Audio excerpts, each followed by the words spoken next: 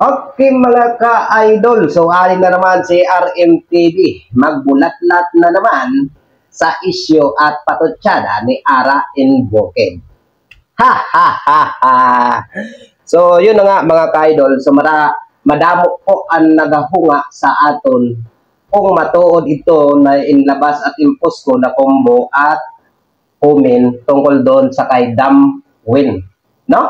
Kung si Ara Inbokid nga ni ito mga ka-idol. Okay mga ka-idol, win a minute kaping mainit. Mga ka-idol, ito ang literal na bit-bit bago kita magtuna sa patutsada. Adi, formation tabi sinina tag-iya, sinina video, sinina channel formation tupos po sini, ano? O adi ang literal na bit-bit.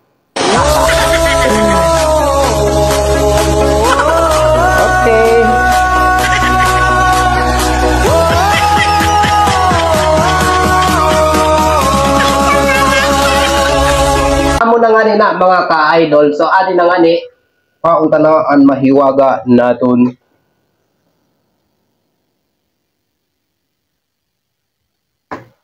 So amoy ni an tuna mga ka-idol san iya comment ni Dam Win hanggang nag-message naman siya sa akon amo man ini mga ka-idol, tapos nadakpan ko na siya. Adi, dakop ka gayon. Impapaamin ko nga ni siya na siya si Ara Inbokid. Amo nga ni, siya gayon si Ara Inbokid. Tapos,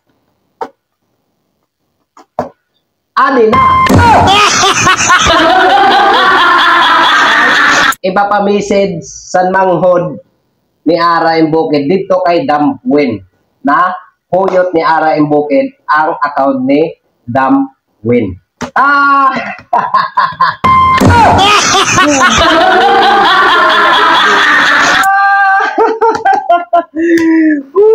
Good luck!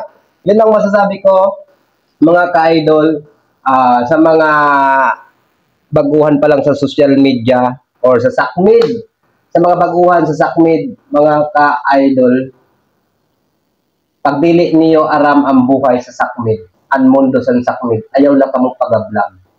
Kung iyakin man kamo or nagatangis kamo, ayaw na kamo sulod sa mundo sa SACMID. Ano?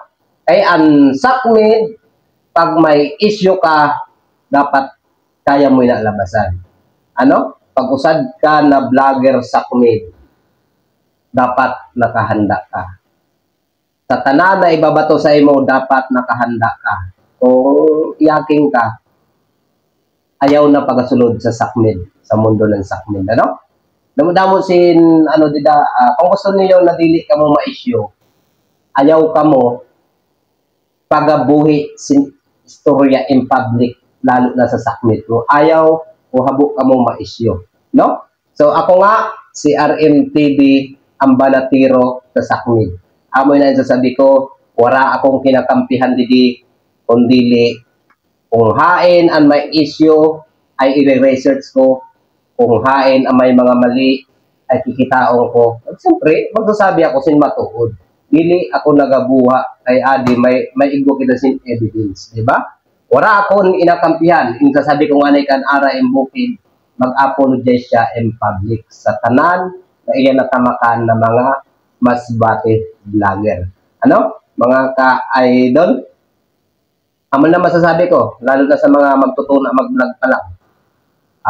Dapat nakahanda ka mo na may issue man o wala, dapat nakahanda ka mo kay isulod niyo ang SACMID sa pagbablog. Ano? Good luck sa iyo na tanan. Amo ni mga ka-idol ang payo ko sa tanan na mga vlogger kag sa mga gusto pa mag-vlog sa SACMID. Pag gusto niyo sudlon ang mundo sa SACMID, dili gayud ka makakaiwas sa issue. Kailangan nakahanda, gayud ka mo, magtanggap kung ano pa ang issue na aabuton. Basta ang maging payo ko, dapat po mapagmahal ka mo didi at magpakumbaba. Ano? Ayaw ka mo pagapataasan ihi, parehasan inhimo ni Ara Inbokid. No? Dapat mahalon niyo, ang iyo basher, number 1 yan at mahalon niyo ang iyo mga supporter. So amoy na mga ka-idol. Ano? Dapat maging humble kita. Kag ano lang kita, mabait lang kita. Dili kita magpataasan ihi. Ano? So ang payo ko naman kay Ara M. Bukid, mas maayo siguro himuon mo mag-public apologize ka na lang. Tapos pag nahimo mo na, kakampi mo ako. Siyempre, pag nahimo mo na, number 1 mo ako nakakampi. At amo pa ni Ara M. Bukid, dili nakabawasan sa pagkatao mo. No? Kay may tatama mo na ang mali mo. At siyempre, pag natapos na isyo, ayaw na gayod, pag himua, inhimo mo. Kung habo ka san, isyo ko, matangis ka or iyaking ka. Good luck sa imo, Ara M. Bukid. Basta, amo lang itong mapapayo ko sa imo. Damo man na salamat sa aton na mga followers at viewers at supporter at sa mga commentator, ano? Bigay shout out sa iyo na tanan. So, ayaw na gayon pagalabas Ara M. Bukid sin mga issue sa comment or sa iba, basi maispatan kita or maispatan ka ng iba, ma-issue ka na naman. Kaya good luck sa'yo. Walang personalan, ha? Vlogging, Sakmid Banatero lang ako. Kaya walang personalan.